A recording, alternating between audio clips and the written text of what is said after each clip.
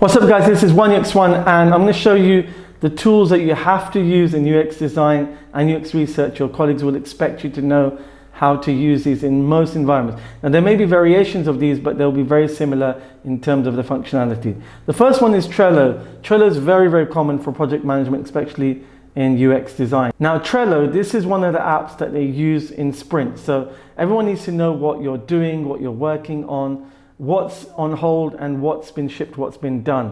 Now Trello, it may be the app you use, it may be one similar, but you will commonly see columns where everything is put. So what's currently being worked on, what's active right now, what you're planning to do in the future, what's in the icebox, i.e. ideas that you're working on in the future. This is one of the tools you'll see. It'll look similar to this or it could look differently, but the idea is the same. So that's for the project design, product design side of things. The next one is Confluence. Confluence is like a Wikipedia page for UX design. So you start to put down all the information you have about the project in different areas. So anyone who wants to know about the project can go to Confluence and find the UX research and UX design pages, and everything is there. What stories you're working on, what was the research, the interviews are stored there. You will also store all your previous designs, your videos, anything that you have from research, any wireframes, all of that gets stored in Confluence, and it's easy to retrieve, easy to share with your colleagues, and it stays there even if you leave the project. Everyone can continue with the project because it's all in one place. Now, Confluence is a little bit tricky to learn, to use. You have to, it's not difficult, but it's still, you need a little bit of understanding of how it works. You can watch YouTube videos on that. There's normally a manual and guide to do that, but it's not rocket science, but it's still, it's a slight bit of a learning curve there. The next one is really great for activities, for workshops, for getting feedback from users. It's Miro, and Miro, there are others like Miro and others that are similar to this. They're basically stickies that you can use virtually, remote working, whether you're working with teams on Zoom or Teams or Slack. You can use a Miro board, and the Miro board is great because you can get the feedback from users, you can move stickies around, and you use it in different parts of UX design and UX research. So for example, let's say you want to ask people, what are your thoughts on this page, this web page? Then they can complete stickies, and then after they've gone, you can start putting those stickies in different categories. So you can say, this is how they felt about it, this is what they said about it, this is what they think of the page.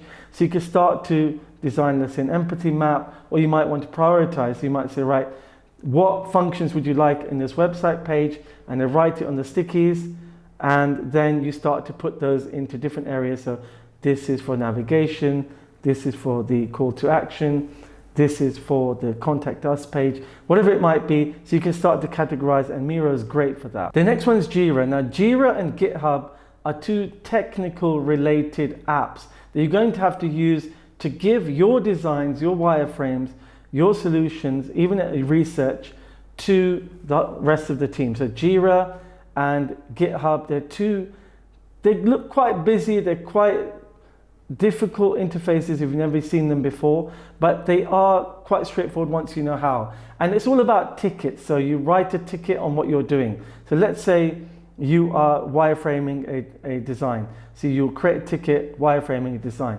Let's say you're creating research, for testing, you're creating a script, so an interview script. That'll be one ticket. The ticket goes here, the whole team can see it, and you can put things like in progress or completed, and everyone gets to see it. And normally your manager, a scrum master or sprint lead who's responsible for the whole project can see what you're doing at any one point. So this is a really important app that you're going to see a lot of. Jira. Now another thing to note, Jira is owned by Confluence. It's the same owners of both apps.